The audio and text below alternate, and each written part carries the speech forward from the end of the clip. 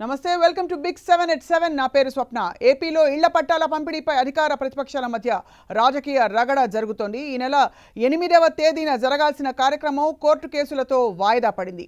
ప్రభుత్వాలు పేదలకు పంపిణీ చేసిన డీఫారం పట్టా భూములను ఇళ్ల స్థలాల కోసం సేకరించడాన్ని హైకోర్టు తప్పుపట్టింది. హైకోర్టు తీర్పుపై రాష్ట్ర ప్రభుత్వం సుప్రీంకోర్టులో అప్పీల్కు వెళ్ళింది. కరోనా నేపథ్యంలో ఈ కేసు సుప్రీంకోర్టులో ఇంకా పరిష్కారం కాలేదు.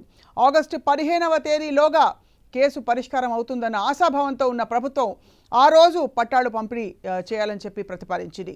మరోవైపు ఇళ్ల పట్టాల భూసేకరణలో భారీ అవినీతి జరిగిందని చెప్పి టీడీపీ ఆరోపించింది. పెద్ద ఎత్తున ల్యాండ్ అక్విజిషన్ లో అవినీతి జరుగుతూ ఉంది. వీళ్ళ ఇష్టానుసారంగా ప్రభుత్వ భూములు ఏవైతే ఉన్నాయో, ప్రొహిబిటెడ్ ల్యాండ్స్ ఏవైతే ఉన్నాయో, కాకినాడ దగ్గర మీరు చూస్తే మాడా భూములు, రాజమండ్రి దగ్గర చూస్తే ఆవా భూములు, అదే మరి ఇంకొక పక్కన వీళ్ళు ముందుగానే భూములు కొనుక్కోవడం, రేట్లు విపరీతంగా పెంచేయడం, ఆ తర్వాత ఆ భూముల్ని 2.5 రెట్లు పెంచేసి ఆ డబ్బులు తీసుకుని వీళ్ళు దోసుకునే పరిస్థితికి వచ్చారు. ఎన్ని కుంభకోణాలు అంటే రాష్ట్రం మొత్తం పెద్ద ఎత్తున కుంభకోణాలు చేసే పరిస్థితికి వచ్చారు. ఈ విషయం మనం అడుగుతున్నాం, సమాధానం చెప్పమంటున్నాం. పేదవాళ్ళకు ఇండ్లు కట్టించేదంటే కూడా కక్కుర్తి పడుతున్నారు, ఇష్టానుసారంగా చేస్తున్నారు. దీన్ని చాలా తీవ్రంగా మనం ఖండిస్తున్నాం, గర్హిస్తున్నాం. ఎంతోమంది పేదలకు వాళ్ళ జీవితాలకు నిజంగా ఒక పెద్ద ఆధారం అనేది ఇంటి స్థలం ద్వారా వచ్చేది. బట్ అన్ఫార్చునేట్లీ కొంతమంది తెలుగుదేశం నాయకులు ఇంటెన్షనలీ కోర్టుకు పోవడం, ఆ కోర్టుల ఆధారంగా చివరికి మనం సుప్రీంకోర్టు దాకా కూడా పోవాల్సిన పరిస్థితి. ఆ సుప్రీంకోర్టులో కూడా ఈ కోవిడ్ వల్ల అనుకున్న స్పీడ్లో they could not dispose the case. August 15th టెంటటివ్గా అనుకుంటా ఉన్నాము. By then I'm presuming that సుప్రీంకోర్టులో కేసెస్ అయిపోతాయని అనుకుంటా ఉన్నాను.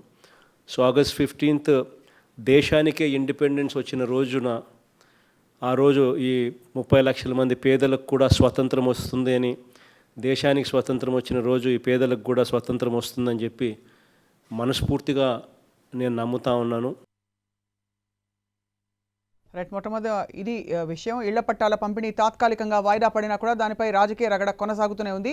పట్టాల పంపిణీ పక్కడబందీగా చేయాలని చెప్పి భావిస్తుంది సర్కార్. అయితే గతంలో అక్రమాలు జరిగాయని చెప్పి ఇప్పుడున్న ప్రభుత్వం ఆరోపిస్తుంటే, అక్రమాల పంపకాల్లో లెక్కతేలక ఇప్పుడు వాయిదాలంటూ టీడీపీ ఎదురుదాడి చేస్తోంది. సో ఈ ఆరోపణలు ప్రత్యారోపణలతో ఎవరిది వారిది వాస్తవంగా అనిపిస్తోంది. పట్టాల పంపిణీ ఎప్పటికీ పూర్తయ్యే అవకాశం ఉంది. ఇదే ఇవాల్టి big 7 big debate. And YSR Congress Party MP Bharat garu ఇవాళ డిబేట్లో పాల్గొంటున్నారు. అలాగే తెలుగుదేశం పార్టీ ఎమ్మెల్సీ దీపక్ రెడ్డి గారు ప్రస్తుతం లైవ్లో సిద్ధంగా ఉన్నారు. దీపక్ రెడ్డి గారు నమస్కారం సార్, స్వాగతం. నమస్కారం అండి. దీపక్ రెడ్డి గారు, మొత్తం మీద 15వ తేదీకి, ఆగస్టు 15కైనా సరే ఖచ్చితంగా ఇళ్ల పట్టాల పంపిణీ జరిగి తీరుతుంది. ఇప్పటివరకు అడ్డుపడడానికి కారణం మీరే అని చెప్పి ప్రభుత్వం ఆరోపిస్తోంది సార్, ఏమంటారు? ఇది పచ్చి అబద్ధం అండి. ప్రజలకి ఇస్తారు పట్టాలు అని అంటే మేము ఎందుకు ఆపుతామండి? మేము ఎప్పటి నుంచో చెప్తున్నాము. మేము తెలుగుదేశం ప్రభుత్వంలో 2.5 సెంట్లు నింది మీరు ఇంకా 1.5కి తగ్గించినారు గ్రామాల్లో. అది కూడా మీరు పెంచి మేము పాత సిస్టమ్ ప్రకారమే ఇవ్వండి అని చెప్పి చెప్తున్నాం. కానీ ఇక్కడ ఏం జరిగిందంటే భారీ అవినీతి జరిగిందండి. ఒకటి కాదు, మల్టిపుల్ కంప్లైంట్స్ మనకు వచ్చినాయి. అండ్ సెకండ్, ఈవెన్ లేఅవుట్స్ కూడా వాళ్ళు సిస్టమేటిక్గా చేయలేదు అండ్ బిల్డింగ్ కోడ్స్ ఫాలో కాలేదు. వాళ్ళ ఇష్టానుసారం స్లమ్స్ రకంగా తయారు చేసి లేఅవుట్స్ కొన్ని వేసుండయి. ఇవన్నీ తప్పులు, మీరు సరిదిద్దుకొని కరెక్ట్గా చేయండి అని అన్నామే కానీ ఆపమని చెప్పి మేము ఎప్పుడు చెప్పలేదండి. This is a fact. And in fact మేము గట్టిగా ఏమన్నామంటే, తెలుగుదేశం ప్రభుత్వం టైంలో మేము స్టార్ట్ చేసిన ఇల్లు కొన్ని అయిపోయి ఉన్నాయి. దాదాపు 6,15,638 ఇల్లు రెడీగా ఉన్నాయి. అవి కూడా ఇవ్వండి అని చెప్తే దాని మీద కూడా ఏం యాక్షన్ తీసుకోవటం లేదు. అంటే బొత్స సత్యనారాయణ గారికి ఈ అయిపోయిన ఇళ్లలో కమిషన్ రాదు కనుక దాని గురించి జోలికి రాడు. ఎక్కడ కమిషన్లు వస్తాయో దాని మీదనే ఫోకస్ చేస్తారు వీళ్ళు. అది ఇప్పుడు పరిస్థితి. కానీ దీపక్ రెడ్డి గారు, అసలు అంటే భారీగా అవినీతి జరిగింది ఆ టైంలోనే మీరు పచ్చ చొక్కాలు వేసుకున్న వాళ్ళకి మాత్రమే పంపిణీ చేశారని చెప్పి వైసీపీ నాయకులు అంటున్నారు సార్. దీపక్ రెడ్డి గారు, అది చాలా తప్పండి. యాక్చువల్గా వాస్తవాలు నేను చెప్తాను. గత కాంగ్రెస్ ప్రభుత్వంలో వీళ్ళ పేర్లు రాసుకొని గ్రామాల్లో విపరీతంగా దోపిడీ చేశారండి. తర్వాత తెలుగుదేశం ప్రభుత్వం వచ్చిన తర్వాత జియో ట్యాగింగ్ సిస్టమ్ పెట్టి ఎవరెవరు పేర్లు చెక్ చేసుకొని వాళ్ళ ఆధార్తో వెరిఫికేషన్ చేసుకుంటే చాలా వరకు పేర్లతో ఆల్రెడీ విత్డ్రా అయిపోయి ఉండే. సో ఆల్రెడీ విత్డ్రా అయిపోయి ఇల్లు అలాట్మెంట్ అయితే మళ్ళీ కొత్తగా ఇవ్వలేమని చెప్పి మేము ప్రతి ఊరికి పోతే మాకు హెడేక్ ఉండేది అప్పుడు ప్రజాప్రతినిధులుగా. ఇవన్నీ సరిదిద్దేదానికి 2-3 సంవత్సరాలు పట్టింది. అక్కడ నుంచి ఒక ఫేజ్డ్ మేనర్ ఒక ప్లాన్ పెట్టారు. 2022 కల్లా అందరికీ ఇల్లులు వచ్చేయాలా అని ఒక ప్లాన్ పెట్టినారు. ఈ ప్రభుత్వం రాగానే ఆ రన్నింగ్ లో ఉండే ప్లాన్ ని వీళ్ళు బ్రేక్ చేశారు. అది బ్రేక్ చేయకుండా ఉంటే 22 లోపల అందరికీ పక్కా ఇల్లు నిర్మాణం అయిపోయి ఉండేది. ఇది వాస్తవం అండి. రైట్, భరత్ గారు జాయిన్ అవుతున్నారు సార్. భరత్ గారు నమస్కారం. భరత్ గారు, ఆగస్టు 15న దేశానికి స్వాతంత్రం వచ్చిన రోజు కాబట్టి ఆగస్టు 15న దేశానికి స్వాతంత్రం వచ్చిన రోజు కాబట్టి ఆ రోజు పేదలకి కూడా స్వాతంత్రం వస్తుందని చెప్పారు ముఖ్యమంత్రి జగన్ గారు. సో ఏ విధంగా స్వాతంత్రం వస్తుంది సార్? ఇప్పుడు మళ్ళీ కూడా అడ్డుకట్ట వేయడానికి ప్రతిపక్షం ప్రయత్నిస్తే మరి ఎలా ఎదుర్కోబోతున్నారు?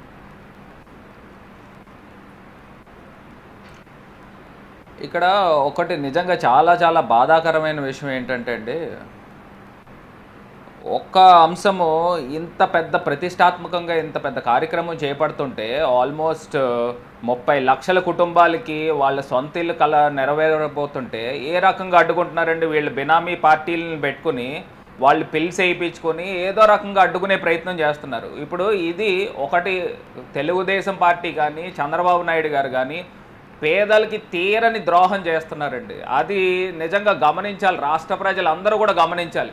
ఇప్పుడు దాకా దేశంలో ఏ ప్రభుత్వం కూడా ఇవ్వలేని విధంగా ఇంత పెద్ద ప్రతిష్టాత్మకమైన కార్యక్రమం చేపడితే సుమారుగా 20,000 కోట్ల రూపాయలు విలువ చేసే భూములు పేద ప్రజలకు అందిస్తుంటే సుమారుగా మీరే ఆలోచన చేయండి. ఒక కుటుంబంలో 4 ఉన్నారంటే 30 లక్షలు అంటే 1,20,00,000 మందికి లబ్ధి చేకూరుతుంటే మన రాష్ట్ర జనాభా 5 కోట్లు 5.5 కోట్లు ఉంటే అందులో 1,20,00,000 మందికి వాళ్ళు లబ్ధి చేకూరుస్తుంటే ఏ రకంగా అడ్డుకుంటారండి? ఇది నిజంగా హేయమైన చర్య. ఒకటి చంద్రబాబు నాయుడు గారు గవర్నమెంట్ ఏ రకంగా ముందుకు వెళ్తుందో మీరు స్వాగతించండి, మీకు కూడా ప్రతిపక్షంగా సమానమైన గౌరవం ఉంటుంది. అంతేగాని ఏదో రకంగా అడ్డుకునే కార్యక్రమం చేస్తే మటుకి రాష్ట్ర ప్రజలు ఎవరు కూడా ఒప్పుకునే పరిస్థితులు లేవు. ఖచ్చితంగా సుప్రీంకోర్టులో కూడా మా తరపున వాదన వినిపిస్తాము. ఎట్టి పరిస్థితుల్లో రాష్ట్ర ప్రజలకు మేలు చేసే కార్యక్రమం చేస్తున్నాం కాబట్టి ఖచ్చితంగా దేవుడు మా పక్షాన ఉన్నాడు. రాబోయే రోజుల్లో కూడా మంచి తీర్పు వస్తుందని మేము ఆశాభావం వ్యక్తం చేస్తున్నాము. వీళ్ళు ఏంటంటే ఏదో రకంగా అడ్డుకునే ప్రయత్నం చేస్తున్నారు. అసలు సుప్రీంకోర్టుకి వెళ్లాల్సిన పరిస్థితి భరత్ గారు కూడా ఉండదండి. ఇంకొక అంశం, సుప్రీంకోర్టుకి వెళ్లాల్సిన పరిస్థితి వచ్చిందంటే మీరు అంటే ఎలా అర్థం చేసుకోవాలి సార్ భరత్ గారు? హైకోర్టులో మీకు ఎందుకు? ఇప్పుడు ఏదో రకంగా గవర్నమెంట్ చెప్పండి సార్. అదే నాకు అర్థమైందండి. ఇప్పుడు గవర్నమెంట్ ఏదో రకంగా ముందుకు వెళ్తుంటే ఈ పిల్స్ ఎవరేస్తున్నారు ఇది కూడా క్లియర్ కట్గా అర్థమవుతుందండి. Telugu Desam party supporters Telugu Desam party వెనక నుండి వేయించే పిల్స్ తప్పితే ఇంకోటి కాదు. సో ఇప్పుడు ఈ కోవిడ్ కారణంగా అక్కడ సుప్రీంకోర్టులో కూడా కేసు బెంచ్ మీదకి రాలేదు కాబట్టి ఈ ఆగస్ట్ 15 లోపల కూడా అధికారులను కూడా ఆదేశించడం జరిగింది. అదేవిధంగా అడ్వకేట్ జనరల్ని కూడా చెప్పడం జరిగింది. కూడా గవర్నమెంట్ ముందుకు వెళ్ళి ఖచ్చితంగా మేము ఆగస్ట్ 15 కల్లా ఇది క్లియర్ చేసుకుని రాష్ట్ర ప్రజలందరికీ కూడా ఇళ్ళు ఇచ్చే కార్యక్రమం చేపడుతున్నాము. మీ టీవీ 10 ద్వారా నేను ఒకటే చెప్తున్నాను, రాష్ట్ర ప్రజలు అందరూ కూడా గమనించండి. తెలుగుదేశం ఇంత ప్రతిష్టాత్మకమైన కార్యక్రమం గవర్నమెంట్ చేపడుతుంటే తెలుగుదేశం అడ్డుకుంటుంది. 30 లక్షల హౌసెస్ని ఏ రకంగా అడ్డుకుంటుందో మీరు ఒకసారి ఆలోచన చేయమని రాష్ట్ర ప్రజలందరికీ కూడా విజ్ఞప్తి చేస్తారు. ఇందులో చాలా అవినీతి జరిగిందని చెప్పి టీడీపీ ఆరోపణ సార్. ఇంకోటి భరత్ గారు, టీడీపీ హయాంలో శాంక్షన్ చేసిన ఇళ్ల పట్టాలు కూడా ఇంకా మీరు అవి పంపిణీ చేయలేదని మరొక విమర్శ కూడా మీపై వస్తుంది సార్ భరత్ గారు. ఏమంటే ఇప్పుడు నాకు తెలియక కూడా అడుగుతానండి, లాస్ట్ గవర్నమెంట్ 5 సంవత్సరాలు వాళ్ళు గవర్నమెంట్లో ఉండి 4,300 కోట్ల రూపాయలు ఇంకా టిట్కో హౌసింగ్కి ఇంకా బిల్స్ పేమెంట్ చేయాల్సిన అవసరం ఉందండి. ఇప్పుడు అదేమీ బిల్స్ పేమెంట్ చేయకోకుండా ఇప్పుడు మేము ప్రభుత్వంలోకి వచ్చిన తర్వాత మా కనీస పక్షాన శాలరీస్ కూడా ఇచ్చుకోలేని పరిస్థితుల్లో వాళ్ళు ఖజానాను మాకు అప్పచెప్పారు. అంటే 100 కోట్ల రూపాయలు కూడా లేకోకుండా ఖజానాను అప్పచెప్తే అసలు శాలరీస్ ఏ రకంగా ఇచ్చుకుని ముందుకు వెళ్ళాలండి? ఇప్పుడు వాళ్ళు సుమారుగా 4,300 కోట్ల రూపాయలు బకాయిలు ఉన్నాయి.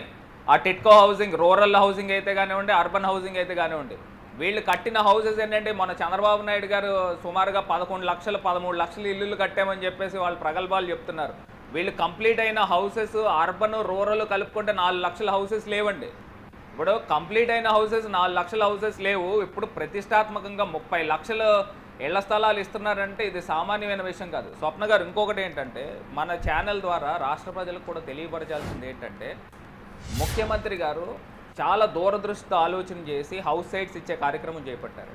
ఇప్పుడు ముఖ్యంగా టిట్కో హౌసెస్లో కానీ లేకపోతే మనం ఇందిరమ్మ హౌసెస్లో కానీ మనం చూసుకున్నట్టయితే మనం ఒక 10 ఇయర్స్ 20 ఇయర్స్ బ్యాక్ వెళ్తే ఇవాళన్న రోజున ఆ కాలనీస్ అన్నీ కూడా స్లమ్స్ కింద తయారవడం జరిగింది. సో ఇవన్నీ కూడా ఒక మార్పు తీసుకొచ్చేదానికి ముఖ్యమంత్రి గారు ఆలోచన చేసింది ఏంటంటే, ప్రతి ఒక్కరికి కూడా సెంటున్నర భూమి ఇచ్చే కార్యక్రమం చేపట్టారు. అంటే సుమారుగా సెంటున్నర అంటే 75 గజాలు దగ్గరగా హౌసెస్ వస్తున్నాయి. ఆ 75 గజాల్లో ఇవాళ అన్న రోజున మనం ఎక్కడైనా రాష్ట్రంలో, ఒక్క మాట అండి, రాష్ట్రంలో ఎక్కడైనా కూడా మన హౌస్ తీసుకుంటే గజం 5,000 రూపాయలు లోపల ఎక్కడ కూడా ఉండదు. అంటే సుమారుగా 5,000 రూపాయలు అంటే 3 లక్షల నుంచి 4 లక్షల రూపాయలు విలువ చేసే భూమిని ప్రతి పేదవారికి అందిస్తున్నారు. అంటే నేను ఒకటే అంశం చెప్తానండి, 5 సంవత్సరాల తర్వాత కనీస పక్షాన ఆ ల్యాండ్ వాల్యూ కూడా డబుల్ అవుతుంది. అంటే 8 to 10 లాక్ విలువ ల్యాండ్ వాల్యూ. పేదవాడు ఎంత ధైర్యంగా ఉంటాడంటే 10 లక్షల రూపాయల ఆస్తి నాకుందని, అది ఒక్కసారి ఆలోచన చేయాలి ప్రతిపక్షం కూడా. రైట్, దీపక్ రెడ్డి గారు విన్నారు సార్, అన్ని పాయింట్లు విన్నారు సార్. దీపక్ రెడ్డి గారు, ఏ పాయింట్తో మొదలు పెడదాం? అంటే ఒకటి, మీ హయాంలో ఎన్ని పట్టాలు లాస్ట్ లో కొన్ని పాయింట్స్ విన్నాను, చెప్పండి దీపక్ రెడ్డి గారు. పేదలకి మేలు చేసే కార్యక్రమం ప్రభుత్వం చేస్తూ ఉంటే చెప్పండి.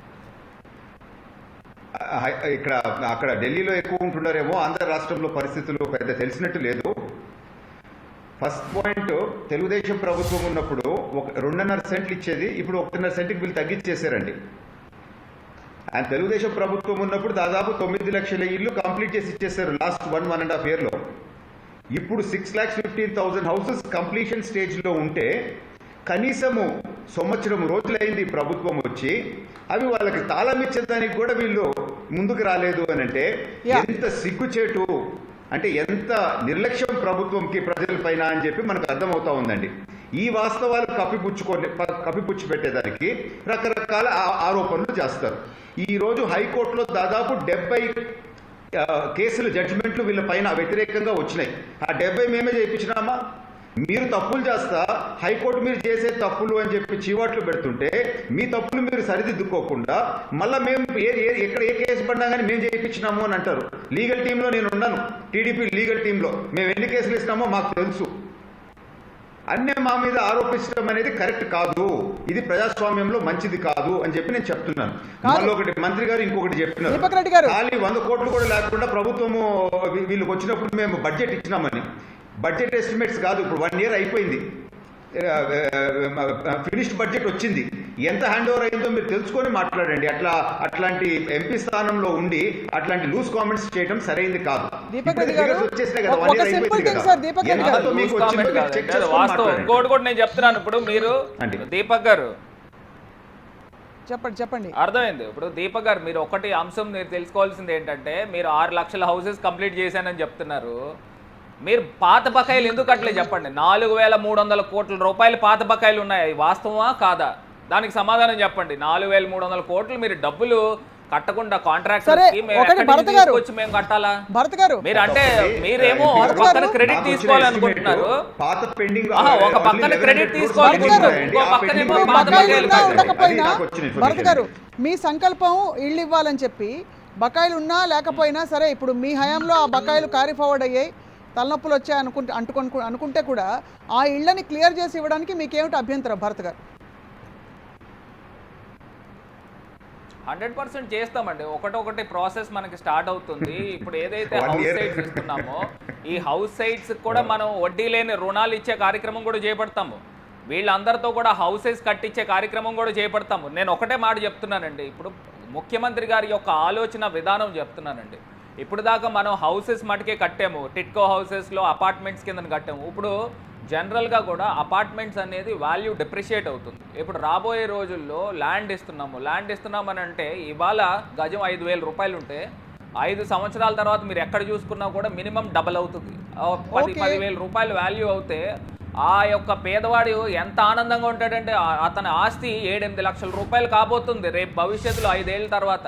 రేపన్న రోజున వాళ్ళ పిల్లలు పెళ్ళిళ్ళు చేసుకోవాలన్నా లేకపోతే పెద్ద చదువులు చదివించాలన్నా నిజంగా అతని ఆరోగ్యం బాగోకపోయినా నిజంగా ఎంత గుండె ధైర్యం ఉంటుంది. అది ముఖ్యమంత్రి గారు చాలా పెద్ద ఎత్తున దూరదృష్టితో ఆలోచన చేసి ఇది ఒక మంచి సంకల్పం. దీన్ని మీరు స్వాగతించాల్సింది పోయి మీరు ఏదో మీ బినామీ పార్టీ వీళ్ళందరినీ పెట్టి పిలిచేయడం వలన. భర్త గారు ఇది ఖచ్చితంగా స్వాగతించాలి. 30 లక్షల మంది కుటుంబాలు మీరు అంటున్నారు వాస్తవం. కానీ ఇప్పుడు ఎలా ఉందంటే ఇది పులిహోర పెడుతున్నాం కాబట్టి పరవాన్నం పెట్టకూడదు అన్నట్టుంది. పరవాన్నము పెట్టచ్చు, పులిహోర పెట్టచ్చు, ఈ అపార్ట్మెంట్స్ కూడా ఇవ్వచ్చు కదా, ఇళ్ళు కూడా ఇవ్వచ్చు కదా. ఇవ్వడానికి ఏమిటి ఆటంకం అని అడుగుతున్నా ప్రభుత్వంలో ప్రస్తుతం అంటే తెలుసుకోవడానికి చేస్తున్నామండి.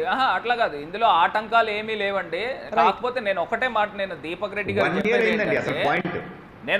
చెప్పేది ఏంటంటే ఇప్పుడు ఒక్కసారి దీపక్ గారు ఇప్పుడు నేను చెప్పేది ఏంటంటే మీరు ఒక పక్కనేమో మేము ఇన్ని లక్షల ఇల్లులు కట్టామని చెప్పి క్రెడిట్ తీసుకోవాలని అనుకుంటున్నారు. సరే బాగుంది, కానీ మీరు పాత బకాయిలు ఎందుకు క్లియర్ చేయలేదని అంటున్నాను. ఇప్పుడు మీరు అర్బన్ గురించి మాట్లాడుతున్నారు, రూరల్ గురించి మాట్లాడుతున్నారు, హౌసెస్ గురించి. ఈ రెండూ కూడా మనం చూసుకున్నట్టయితే సుమారుగా 4,300 కోట్ల రూపాయలు బకాయి ఉందండి. ఎందుకు క్లియర్ చేయలేదు అంటే మీరు కాంట్రాక్టర్కి డబ్బులు క్లియర్ చేయలేదు. ఇప్పుడు మాకేమో తీసుకొచ్చేమో నిల్ బ్యాలెన్స్లు చేసి మీరేమో మాకు ఖజానా చెప్తారు. దాన్ని ఏ రకంగా సంపద సృష్టించుకుంటూ ముందుకు వెళ్లాల్సిన అవసరం మా పైన ఉంది. సో ఇవన్నీ కూడా సమర్థవంతంగా ఎదుర్కొంటూనే ముందుకు వెళ్తున్నాం. మీరేమో ఒక పక్కన క్రెడిట్ తీసుకోవాలి, ఒక పక్కనేమో బకాయిలు కట్టరు. కనీసం మీరు అప్పుడు తీసుకొచ్చి అన్నా క్యాంటీన్లు పెట్టారు, అన్నా క్యాంటీన్లు కూడా మీరు బకాయిలు కట్టలేదే. ఏ రకమైన కార్యక్రమాలు చేశారనంటే అంటే క్రెడిట్ అన్నీ మేము తీసేసుకోవాలి, కానీ బకాయిలు మటుకు ఏం కట్టరు. మీరు ఏమైనా డబ్బులు తీసుకునే అన్నీ కూడా మీ జేబుల్లో పెట్టుకుంటారు. అది ఎక్కడ ఇదవుతుందండి. మా ప్రభుత్వం వచ్చిన తర్వాత పేద ప్రజలకు అందరికీ అందించే కార్యక్రమం చేపడుతున్నాం. వైసీపీలో కొంచెము అవగాహన లోపం ఉందండి.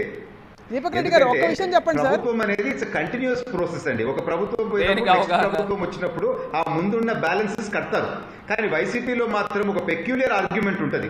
అంటే మీరు ఓట్లు అడిగినప్పుడు ఆ ముందు బ్యాలెన్స్లు మేము కట్టము అని చెప్పి మీరు ఓట్లు అడిగినారా? ఇట్స్ కంటిన్యూస్ ప్రాసెస్ అండి. బట్ దీపక్ రెడ్డి గారు ఇక్కడ మీరు డైవర్ట్ చేస్తూ ఉంటారు సబ్జెక్ట్.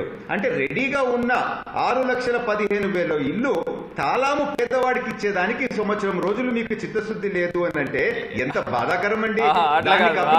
దానికి ఏదో బ్యాలెన్స్ ఉంది అని అంటారు. బ్యాలెన్స్ అనేది పక్కన పెట్టండి. రెడీ అయింది మనం ప్రజలకి ఇవ్వాలనా లేదా?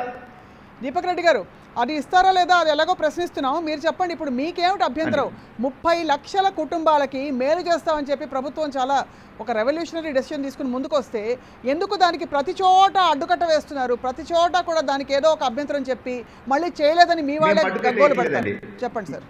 మేమే అడ్డుకట్టేయటం లేదు, మేము అభ్యంతరం చెప్పటం లేదు. అక్కడ 2-3 పాయింట్స్ ఉన్నాయండి.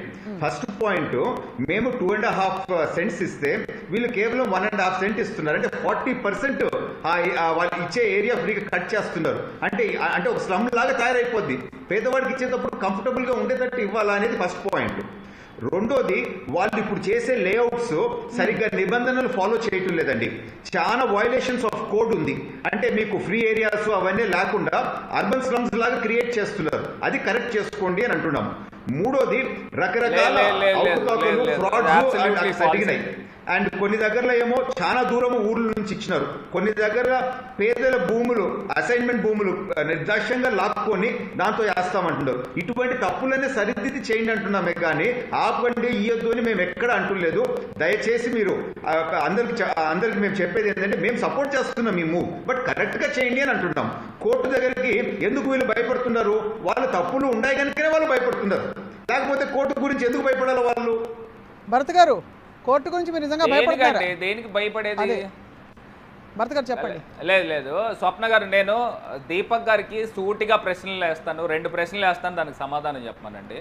వారు గుండెల మీద చేసుకొని చెప్పమానండి. లాస్ట్ టైం వీళ్ళకి ఏదైతే జన్మభూమి కమిటీలు ఉన్నాయో ఆ జన్మభూమి కమిటీలు ఒక్కొక్క హౌస్కి 50,000 నుంచి 1,00,000 రూపాయలు తీసుకుని వాళ్ళు ఇచ్చారా లేదా? మీరు రాష్ట్ర ప్రజల్లో పేద వర్గాలను ఎవరినైనా అడగండి. జన్మభూమి కమిటీలు వాళ్ళు చెయ్యి తడపందే వాళ్ళు ఎవరికి కూడా సిఫార్సు చేసిన దాఖలాలు లేదు. కానీ ఇవాళ మా ప్రభుత్వం వచ్చిన తర్వాత వాలంటీర్ వ్యవస్థ వచ్చింది. ఎవరైతే ఎలిజిబుల్ క్యాండిడేట్స్ ఉన్నారో వీళ్ళందరికీ కూడా అందించడం జరిగింది. ఇప్పుడు ఏదైతే వీళ్ళు ప్రచారం చేస్తున్నారు, ఇప్పుడు ఒక్కొక్క హౌస్కి 30,000 తీసుకున్నారు, 40,000 తీసుకున్నారు, ఇవన్నీ కూడా అవాస్తవాలు. మీ దగ్గర ఏదైనా సాక్ష్యాలు ఉంటే మీరు చూపించండి, నేను ఇమీడియట్గా నేను రెస్పాన్సిబుల్ తీసుకుని వాళ్ళు ఇమీడియట్గా సస్పెండ్ చేయిస్తాను.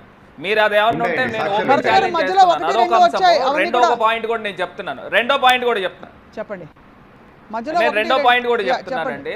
ఇప్పుడు ఇంకొక అంశము, వీళ్ళు ఏదో 2.5 సెంట్లు ఇచ్చారు అపార్ట్మెంట్స్ లో అని చెప్తున్నారు. ఇప్పుడు మనం హిస్టరీకి వెళ్దాము, ఒక 20 సంవత్సరాలు 30 సంవత్సరాల క్రితం వెళ్దాము. ఇప్పుడు ఎక్కడెక్కడైతే వీళ్ళు హౌసెస్ ఇచ్చున్నారు, టిట్కో హౌసెస్ గతం తెలుగుదేశం ప్రభుత్వంలో కానీ ఇంకోటి కానీ, దాన్ని ఇప్పుడు ఉన్న పరిస్థితి, భౌగోళిక పరిస్థితి ఎలాగుందండి? ఇవన్నీ కూడా స్లమ్స్ అయినాయా లేవా? కానీ ముఖ్యమంత్రి గారు ఏం ఆలోచన చేస్తున్నారు, వాళ్ళు కూడా ఎలాగ రియల్ ఎస్టేట్ బిజినెస్లోనే ఉన్నారు కాబట్టి ఇప్పుడు అపార్ట్మెంట్ వాల్యూ డెప్రిషియేట్ అవుతుంది, ల్యాండ్ వాల్యూ అప్రిషియేట్ అవుతుంది. దాన్ని ఒప్పుకుంటారు ఒప్పుకోరా?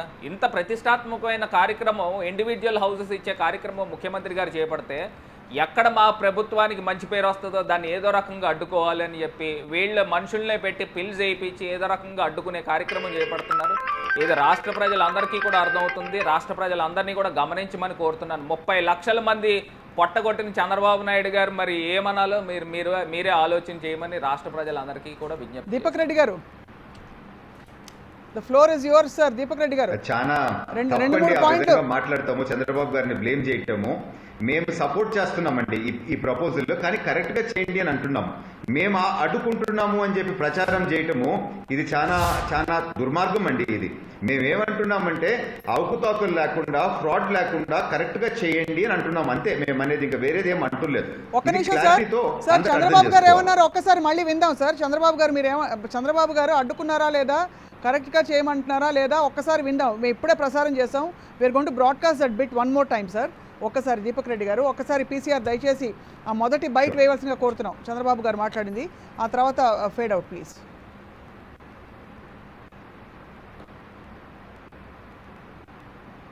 పెద్ద ఎత్తున ల్యాండ్ అక్విజిషన్ లో అవినీతి జరుగుతూ ఉంది. వీళ్ళ ఇష్టానుసారంగా ప్రభుత్వ భూములు ఏవైతే ఉన్నాయో, ప్రొహిబిటెడ్ ల్యాండ్స్ ఏవైతే ఉన్నాయో, పెద్ద ఎత్తున ల్యాండ్ అక్విజిషన్ లో అవినీతి జరుగుతూ ఉంది. అనుసారంగా ప్రభుత్వ భూములు ఏవైతే ఉన్నాయో, ప్రొహిబిటెడ్ ల్యాండ్స్ ఏవైతే ఉన్నాయో, కాకినాడ దగ్గర మీరు చూస్తే మాడా భూములు, రాజమండ్రి దగ్గర చూస్తే ఆవా భూములు, అదే మరి ఇంకొక పక్కన వీళ్ళు ముందుగానే భూములు కొనుక్కోవడం, రేట్లు విపరీతంగా పెంచేయడం, ఆ తర్వాత ఆ భూముల్ని 2.5 రెట్లు పెంచేసి ఆ డబ్బులు తీసుకుని వీళ్ళు దోసుకునే పరిస్థితికి వచ్చారు. ఎన్ని కుంభకోణాలు అంటే రాష్ట్రం మొత్తం పెద్ద ఎత్తున కుంభకోణాలు చేసే పరిస్థితికి వచ్చారు. ఈ విషయం మనం అడుగుతున్నాం, సమాధానం చెప్పమంటున్నాం. పేదవాళ్ళకు ఇండ్లు కట్టించేదంటే కూడా కక్కుర్తి పడుతున్నారు, ఇష్టానుసారంగా చేస్తున్నారు. దీన్ని చాలా తీవ్రంగా మనం ఖండిస్తున్నాం, గర్హిస్తున్నాం. Right sir. ఇక్కడ దీపక్ రెడ్డి గారు, మీరు లేవనెత్తిన టెక్నికల్ అంశాలు ఏవి వాటి గురించి కాదు, అంటే ఏదో కుంభకోణం జరిగిపోతుందని, అంటే ఈ ఆరోపణలు మామూలుగా సర్వసాధారణం అయిపోయాయి సార్ ప్రతిపక్షానికి మొదటి నుంచి కూడా. ప్రజలకి నిజంగానే దీనివల్ల మేలు జరుగుతుందా, అందే కొద్దిపాటి what ever is coming to the people, అది కూడా మీరు అడ్డుకట్ట వేసి ప్రతి చోట ప్రశ్నిస్తున్నారా? వీటికి ఆధారాలు ఉన్నాయా? ఫస్ట్ ఆఫ్ ఆల్ ప్రతిపక్షంగా చెప్పండి సార్. మీరు చెప్పింది టెక్నికల్ అంశాలు కొన్ని చెప్పారు, ఎన్ని సెంట్లు ఇస్తున్నారు, లేకపోతే సరిగ్గా ఇస్తున్నారా లేదా, అవన్నీ సరిచేసి మేము సపోర్టివ్గా ఉన్నారని మీరు అంటున్నారు. చంద్రబాబు గారు సపోర్టివ్గా ఉన్నట్టు ఎక్కడా కనిపించలేదు. So what is your stand sir on this, Deepak Reddy గారు? లాస్ట్ 1.5 month నుంచి కంటిన్యూగా మేము ప్రెస్ మీట్స్ పెట్టి విత్ ఎవిడెన్స్ కూడా చూపిస్తున్నామండి. పలాన్ దగ్గర పలాన్ ఫ్రాడ్ జరిగింది, ఇక్కడ 5 లక్షలు కొని 40 లక్షలు రాసినారు, అక్కడ ల్యాండ్ లెవెలింగ్ లో ఇంత అవకతవకలు జరిగినాయి అని చెప్పి మేము విత్ ఎవిడెన్స్ కూడా చూపిస్తున్నాం. సో మీరు గత 1 month ప్రెస్ మీట్స్ అనే మావి చూస్తే క్లియర్ గా అర్థమైపోద్దండి.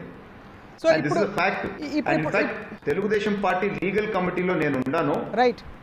ఇదొక్కటి వినాలండి, మా సోదరుడు ఒక ఆయన సజెస్ట్ చేశాడు, ఈ అవకతవకల మీద మనం కేసు వేస్తాము అని చెప్తే చంద్రబాబు నాయుడు గారు క్లియర్ గా చెప్పినాడు, no cases to be put from party side, ఇది ప్రజలకి మంచిది జరిగేది అని చెప్పినారు. ఆ విధంగా మేమైతే ఏం వేయలేదండి.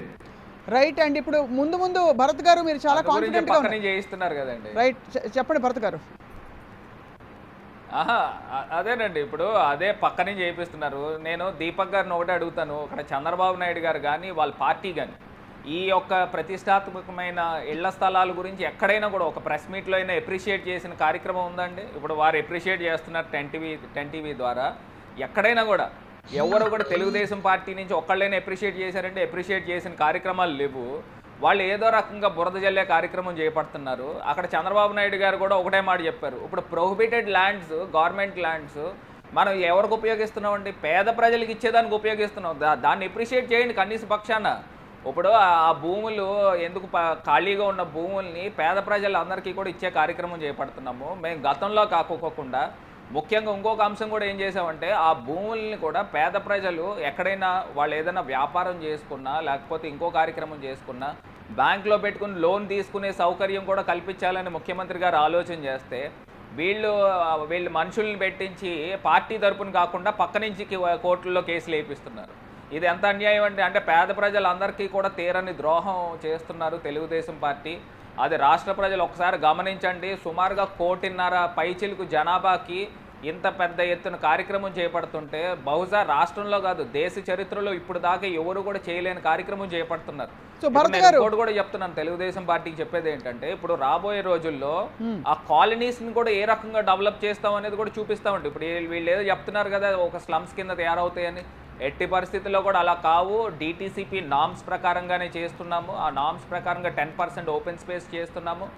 అక్కడ రూరల్ ఏరియాస్లో 30 ఫీట్ రోడ్స్ తీస్తున్నాం, అర్బన్ ఏరియాస్లో 40 ఫీట్ రోడ్స్ తీస్తున్నాం. ఆ రకంగానే ముందుకు వెళ్తున్నాం. ప్రాపర్ డ్రైనేజ్ సిస్టమ్తో ఒక క్లియర్ వ్యవస్థతో ముందరికి వెళ్తున్నాం. ఒక మంచి కమాండ్లు కట్టి ఒక ఏదైతే ప్రైవేట్ లేఅవుట్స్ ఉంటాయో దాన్ని తలతన్నే విధంగా ఈ యొక్క కార్యక్రమం కూడా చేపట్టబోతున్నాం భవిష్యత్తు. ఈ జిల్లాలోనే ఆ లేఅవుట్ సరిగ్గా లేదండి. నేను చూస్తే మా దగ్గర ఇన్ఫర్మేషన్ వచ్చింది. They haven't followed the rules, అంటే ఏరియాస్ తగ్గించేసారు. Deepak Reddy garu, coming to the point, అంటే straight point sir, how far is going to go? అంటే ప్రతి పథకంలో లేకపోతే ప్రతి ప్రభుత్వ ప్రజలకి చేసే ప్రతి విషయంలో ప్రతిపక్షం వైఖరి ఇలాగే ఉండబోతోందా? మీరు అప్రిషియేట్ చేశారు, ఫస్ట్ టైం వీఆర్ సపోర్టివ్ అని చెప్పడం చాలా అభినందనీయం ప్రతిపక్షం నుండి కూడా దీపక్ రెడ్డి గారు. సో ఏమిటి దీనికి ఫైనలీ కన్క్లూజన్ ఏమిటి? ప్రజలకి ఇళ్ల పట్టాలు 30 లక్షల కుటుంబాలకి ఇళ్ల పట్టాలు అందించే కార్యక్రమం ప్రభుత్వం చేపడుతుంది సార్. మీ సూచనలు సలహాలు సరే వాళ్ళు స్వీకరిస్తారా లేదా అది వేచి చూద్దాం. But whatever it is, మీ ఉండేవన్నీ కూడా ముందు చూపు ఆందోళనలు, అంటే ఇది 5 ఏళ్ల తర్వాత 10 ఏళ్ల తర్వాత ఇలా అయిపోతుంది అలా అయిపోతుందని చెప్పి. బట్ ఇప్పుడు ప్రజెంట్ సినారియోలో ఇప్పుడున్న 30 లక్షల కుటుంబాలకి మేము ఇళ్ల పట్టాలు ఇస్తున్నామని ప్రభుత్వం చెప్తుంది సార్. మీ స్టాండ్ ఏమిటి? రేపు సుప్రీంకోర్టు తీర్పు తర్వాత how are you going to respond? ప్రభుత్వం చేసే ప్రతి మంచి పని మేము సపోర్ట్ చేస్తామండి. కానీ ఒకటి ప్రభుత్వంలో ఉండే వాళ్ళు అర్థం చేసుకోవాల్సింది ఏంటంటే we are living in a democratic setup. ఒక లెజిస్లేటివ్ పార్లమెంటరీ సెటప్లో మీరు ఆపోజిషన్ పార్టీని కూడా మీరు కాన్ఫిడెన్స్లోకి తీసుకొని మేము ఇది చేస్తున్నాము, మీకు ఏదైనా సలహాలు సూచనలు ఉన్నాయని అడగాల. కానీ ఈ ప్రభుత్వంలో ఉండే వాళ్ళకి బేసిక్స్ ఆఫ్ సివిక్స్ కూడా తెలియదండి. ఎట్లా ఈ కాన్స్టిట్యూషన్, ఎట్లా ఈ ప్రాసెస్ ఫంక్షన్ అవుతాయో తెలియదు. మమ్మల్ని ఏది అడగరు, మా సలహాలు తీసుకోరు. ఇది రాచరికంలో వాళ్ళ సొంత రాజ్యంలో అందుకని ఈ సమస్యలు వస్తాయి. మీరు ఆపోజిషన్ పార్టీస్ ని కూర్చోబెట్టుకొని మేము ఇది చేయాలనుకుంటున్నాము అని చెప్పి ఒక డిస్కషన్ పెడితే అన్ని స్మూత్ గా మూవ్ అవుతాయి కదా. సార్ దీపక్ రెడ్డి గారు, వాళ్ళకి అవకాశం దీపక్ రెడ్డి గారు మీ హయాంలో ఏంటనేది ఒకసారి మీరు ఆలోచన చేయండి. మీ హయాంలో సార్ ఎన్నిసార్లు మీరు ప్రతిపక్షాన్ని కూర్చోబెట్టుకున్నారు చెప్పండి సార్? 5 ఏళ్ల మీ హయాంలో మీరు ఎన్నిసార్లు ప్రతిపక్షానికి అసలు కనీసం వాళ్ళు ధర్నా చేసుకోవడానికి స్కోప్ ఇచ్చారు sir. And now you're expecting this sir. సంప్రదింపులతో నిజంగా అవుతుంది అంటున్నారు. అంటే ఇది కన్స్ట్రక్టివ్గా క్రిటిసిజం వస్తే తప్పకుండా రావాలి సార్, ప్రతిపక్షం పాత్రే అది. బట్ డెఫినెట్గా ప్రజలకి మేలు చేసే కార్యక్రమాలు ప్రభుత్వం తలపెట్టినప్పుడు మీరు కొంచెం మీలాంటి ఎస్పెషల్లీ ఎడ్యుకేటెడ్ లీడర్స్, మంచి ఎక్స్పోజర్ ఉన్న వాళ్ళు ఉన్నారు కాబట్టి తప్పకుండా మీ పార్టీలో మీరు కూడా సూచనలు ఇస్తారని చెప్పి ఆశిస్తున్నారు దీపక్ గారు. ఇన్ఫ్యాక్ట్ తెలుగుదేశం ప్రభుత్వం అధికారంలో ఉన్నప్పుడు నేను లెజిస్లేటివ్ కౌన్సిల్ మెంబర్గా ఉండి కూడా కొన్ని తప్పులు ఉంటే నేను నిలదీశానండి సార్. ఎందుకంటే ప్రజలకి మనం మేలు చేసేదానికి ఉండాలి కానీ నాట్ ఫర్ పెత్తనం చెలాయించేదానికో అని కాదండి. That is true democracy. That's the అప్పుడు spirit కూడా of ఒకటి రెండు democracy, సార్లు sir. మేము కలుపుకొని పోలేదంటే మాది కూడా తప్పే. ఇప్పుడు కూడా ఆ తప్పులు చేయొద్దు, కలిసి లెట్ us డూ కన్స్ట్రక్టివ్లీ. మన అందరం ఉండేది ప్రజలు సేవ చేసేదానికి. ఆ యాటిట్యూడ్ తో ముందుకు పోవాలా, సమస్యలు లేకుండా చూసుకోవాలా. ఈ రోజు ఈ ప్రభుత్వం అధికారంలో ఉంది కనుక ఆ కలుపుకొలతనం ఈ ప్రభుత్వంలో ఉండాలా, కానీ 1% కూడా లేదు. అది సమస్య ఇక్కడ వచ్చింది. సార్ తప్పకుండా మీరు ఇటు అంటే మా చూసుకోండి సార్, ఇష్టానుసారం మేము మీరు చేస్తాం. ప్రతిపక్షం మా చూసుకోండి, రాజ్యం భరత్ అనేది గారు ఇక్కడ ఈ అధికార ప్రభుత్వంలో పక్షాన్ని ఉండే చూసుకుంటారు. మనుషులు అంటే behave ఇప్పుడు చేస్తున్నారు. That is the issue here. Yeah Bharat గారు, మీరు అధికార పక్షం వైపు మీరు ఈ సూచనలతో దృష్టి పెట్టాలని దీపక్ గారు రైట్ పాయింట్ చెప్పారు. రైట్. దీపక్ గారు రైట్ పాయింట్ చెప్పారు. దీన్ని కూడా యాక్సెప్ట్ చేయమని చెప్పండి. వాళ్ళ యాక్సెప్టెన్స్ ఉందో లేదో. Right. ఇప్పుడు వారు కౌన్సిల్ మెంబర్ కింద ఉన్నారు. Right. మా పార్టీ నుంచి 23 మందిని తీసుకుని అందులో ఎంతమంది మంత్రులు ఇచ్చారు, అది కరెక్టా రాంగా దీపక్ గారిని చెప్పమనండి. ఐఎమ్ షూర్ పర్సనలీ నేను తప్పు అనుకుంటానండి. ఇప్పుడు నేను నిజంగా పర్సనలీ ఆయన చెప్పేశారు, పర్సనలీ ఆయన తప్పని చెప్పేశారు భరత్ గారు. పర్సనలీ ఆయన రాంగ్ డెసిషన్ అని చెప్పేశారు. సో ఐ థింక్ దీపక్ గారు లైన్ క్లియర్ గా ఉంది. దీపక్ గారు, thank you very much for your participation. మీరు భరత్ స్వప్న గారు సార్ చెప్పండి. భరత్ గారు మీరు గారు 10 టీవీలో బ్రేకింగ్ వేయండి, బ్రేకింగ్ పెట్టండి. దీపక్ గారు ఇట్లాగా చంద్రబాబు నాయుడు గారు నలుగురికి వైసీపీ ఎమ్మెల్యేలకు మంత్రులు ఇవ్వడం తప్పు పడుతున్నారని మీరు బ్రేకింగ్ వేయండి 10 టీవీలో. ఐ అప్రిషియేట్ దీపక్ గారు to accept this. Deepak Reddy గారు, thank you so much sir for joining us. Bharath గారు, థ్యాంక్ యూ ఆల్సో. ఇళ్ల పట్టాల పంపిణీ మాత్రం అతి త్వరలో జరుగుతుంది కోర్టు అనుమతితో అని చెప్పి మేము కోరుకుంటున్నాం. ఇది ఇవాల్టి 10 టీవీ బిగ్ 7 డిబేట్.